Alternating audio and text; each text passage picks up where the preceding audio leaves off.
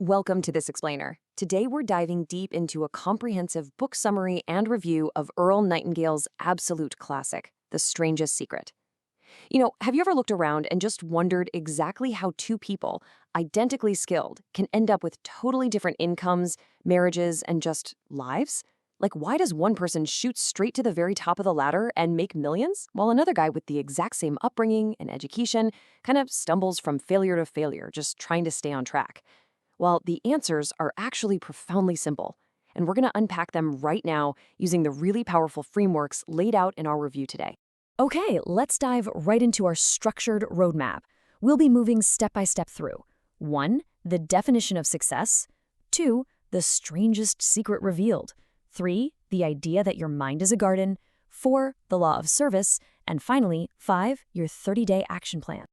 Starting off with Section 1, the definition of success.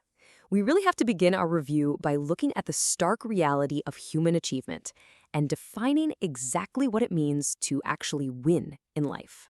Now consider this cold, hard truth. If you take 100 average people right at the start of their careers, do you know what actually happens to them? Out of those 100 people, only 5, literally just 5%, make the grade and actually achieve success. The other 95? They end up failing to reach their goals. I mean, that staggering 95% failure rate begs a massive question, doesn't it? What exactly are those 5% doing differently?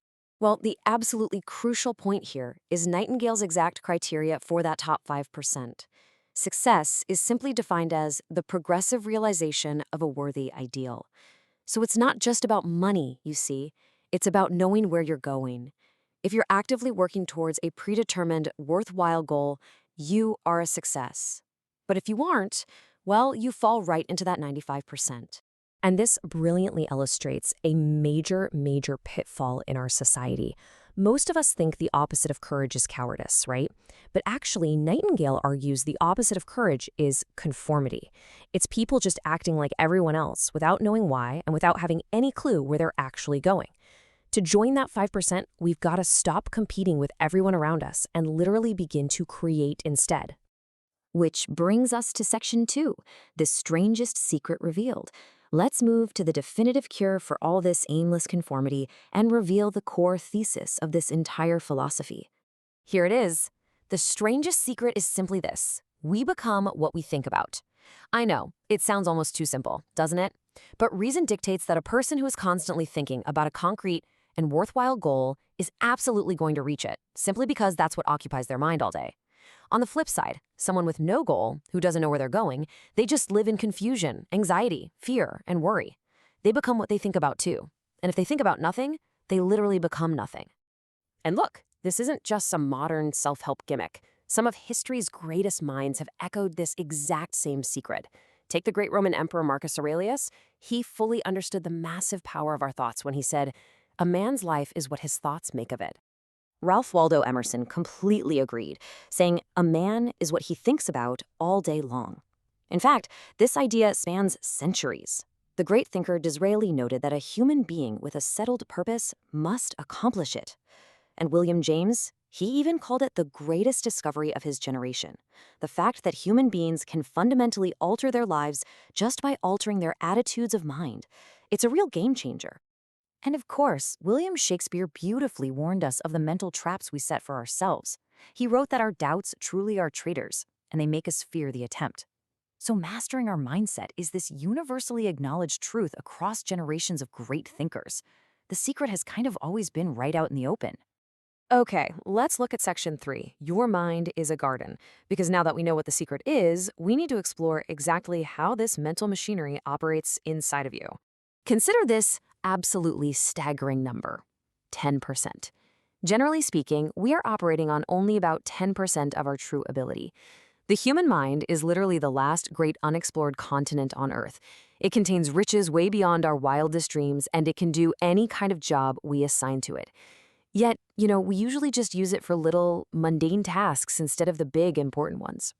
Think about the timeless principle: as you sow, so shall you reap. This brilliantly illustrates that your mind is essentially a fertile field. It doesn't care what you plant, it's simply going to return what you plant. If you plant a seed of success by picturing your goal in a relaxed, positive way, and you work steadily toward it, there is absolutely no way it cannot become a reality. It's a fundamental law. But remember, you are guided by your mind. You are in the driver's seat here, and you gotta keep both hands firmly on the wheel because this exact same law is completely neutral. It can lead a person to a life of wealth, success, and happiness, or that very same law can drive them straight into the gutter. It depends entirely on how you control your thinking. The choice of what seed you plant is 100% yours. Moving right along to Section 4, the law of service. Let's tie this psychological framework directly to your earning potential in your actual career. So, the absolutely crucial point regarding wealth is what Nightingale calls the law of service. Basically, the only way to earn money is by providing people with services or products that are needed and useful. It's a direct exchange. If you want to earn more, you must be of more service. If you want less, just reduce your service. And this is exactly why selling is actually the world's highest paid profession. If we're good at it, provide immense value, and actually know where we're going, of course. Finally, we've reached Section 5, your 30-day action plan. Because let's be honest, knowing all this theory is totally useless without application, right? So let's translate all of this into a highly practical 30-day challenge that will completely change your trajectory.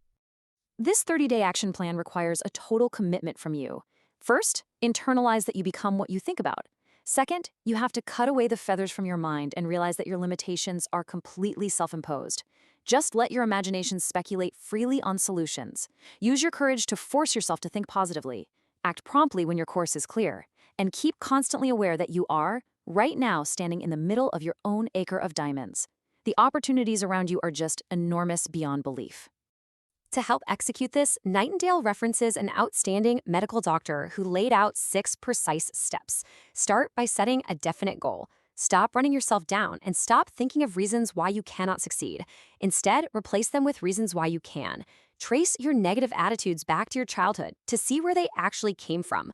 Then, write out a detailed description of the person you want to be. And step 6 is the real kicker here. Physically act the part of the successful person you've decided to become.